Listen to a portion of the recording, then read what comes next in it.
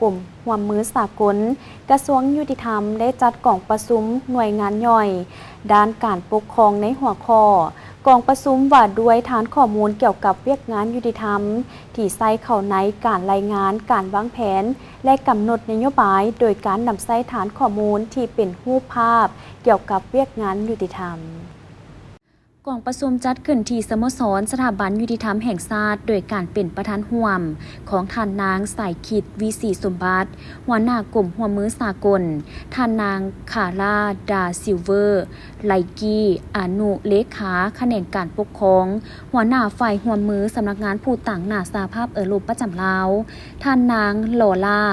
ฟาเซียโคโมหัวหน้าหน่วยงานปกครองการสร้างลัทธิปกครองด้วยกฎหมายสิทธิมนุษย์องค์การสหประชาชาติเพื่อการพัฒนาประจำลาวมีต่างหน้าจากบรรดากระทรวงที่เกี่ยวข้องคู่ร่วมพัฒนาองค์การจัดตั้งสากลสมาคมและองค์การจัดตั้งทางสังคมเข้าร่วม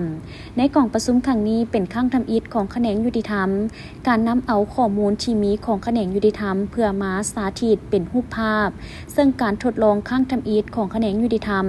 ซึ่งกำหนดเอา2แขวงเป้าหมายของแผนงานการมีส่วนร่วมของประชาชนต่อเวียกงานการปกครองที่ดีและการสร้างลัทธิปกครองด้วยกฎหมายคือ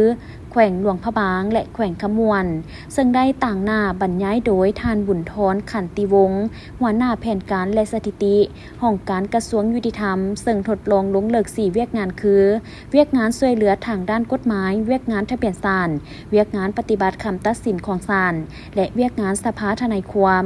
การสร้างฐานข้อมูลข่าวสารที่เป็นรูปธรรมของแขนงยุติธรรม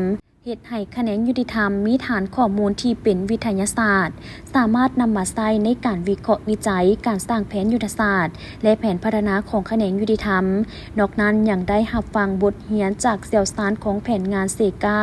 และยะ2และในกล่องประชุมวิชาการครั้งนี้ยังได้จัดกิจกรรมเป็นกลุ่มเพื่อปรึกษาหารือความต้องการและความจำเป็นในเวียกงานแผนการและสถิติและการระดมความคิดเห็นผ่านทาง QR Code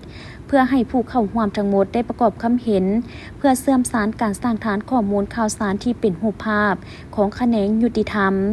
Justice Snapshot เพื่อเสริมสร้างกับของเขตยุติธรรมอื่นๆและสถิติแห่งชาติในต่อหน้า